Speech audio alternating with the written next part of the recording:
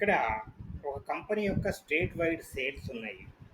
ఇట్లా ఫిగర్స్‌గా ఉండడం కంటే ఒక చార్ట్ రూపంలో అంటే జియోగ్రాఫికల్ చార్ట్ రూపంలో ఏ స్టేట్‌లో ఎంత సేల్స్ ఉన్నాయో ఉంటే బాగుంటది కదా!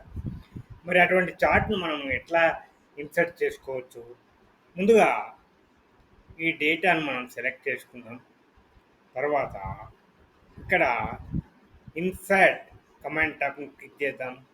తర్వాత ఇక్కడ గ్లోబ్ లాగా ఉన్నది చూసిర్రా? ఈ డ్రాప్ డౌన్‌ను క్లిక్ చేద్దాము. దీన్ని మనము సెలెక్ట్ చేసుకుందాం. చూసిర్రా వచ్చేసింది.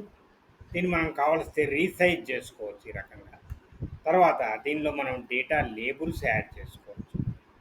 ఆ వాల్యూస్ మనకు ఎక్కడంటే అక్కడ ఉంటాయి. వాల్యూ ఎక్కడైతే కనపడుతలేదో స్థలం లేదు కాబట్టి అక్కడికి కర్సర్ తీసుకుపోతే ఆ వాల్యూ అక్కడికి మనకు వచ్చేస్తుంది. 5,00,000 అని ఉంది చూసిరా. అట్లానే ఇక్కడ తీసుకెళ్తే అది చూసిరా 2,80,000. ఈ రకంగా మనము ఏ స్టేట్లో ఎంత సేల్స్ ఫిగర్ ఉన్నది అనేది ఈజీగా మనము ఇది డిస్ప్లే విజువలైజేషన్ టూల్ అన్నమాట. మనకు తెలుస్తుంది.